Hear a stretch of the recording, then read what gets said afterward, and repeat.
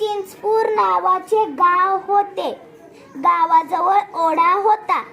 तिथे एक झाड होते वडेश. वडेश उंच उंच वाढला होता, जणू काही आभाळाला भिडला होता. आजूबाजूला खूप खूप पसरला होता. फांदी फांदीवर पाणीच पाणी होती. पाणी हिरवीगार होती. झाडाखाली बसायला फारच मजा यायची. झाडावर चिमणी, कावळा, खारुताई, मैना, राघू यायचे. किलबिल करत बोलायचे, गोड गाणी गायचे. वडेशला पाखरांची भाषा समजायची. तो पानांची सळसळ करून बोलायचा आणि फडफड करून राबवायचा. पाखरांना पिल्ले होती. चिमणीचे पिल्लू होते चिनू, कावळीचे पिल्लू होते कानू, पोपटाचे पिल्लू होते पिनू. पिल्ले लपाछपी खेळत, खूप दंगा करत दुपारी वडेशची झोप मोडायची. तो वैतागून जायचा. पिल्लांवर रागवायचा. पिल्लांना सांगायचा, उडा उंच भुरभुर, जा खूप कटकट, निघा इथून झटपट. पिल्लांना वडेशचा राग यायचा. ती वडेशचे नाव आई बाबांना सांगायची. नेहमी नेहमी पिल्लांचे बोलणे वडेशचा राग आला. अचानक पाखरे दूर निघून गेली.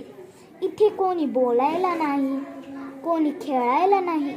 आता काय करावे? वडेशला एकटे वाळा संपला.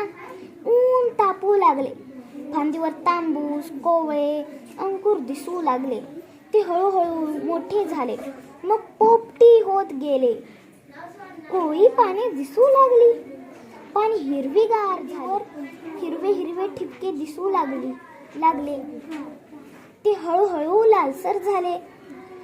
मग फळे लाल चुटूक झाली. जाता येता पाखरांना फळे दिसू लागली. ती शीळ घालून वडेशला हाका मारू लागली. वडेशला पाखरांची ओढ होतीच. रुसवा संपला होता. तो पाखरांना, या रे या, सारे या, चटकन या, पटकन या, लाल लाल फळे खाऊन जा. पाखरे बोलू लागली. येतो येतो, पटकन येतो, चटकन येतो, गाणी गात गात येतो, लाल लाल फळे खातो. पाखरे वडेश जवळ आली. नवी घरटी बांधली. वडेश जवळ राहू लागली. वडेशला खूप आनंद झाला. मोठी झालेली पिल्ले पाहून वडेश भरून आला. धन्यवाद.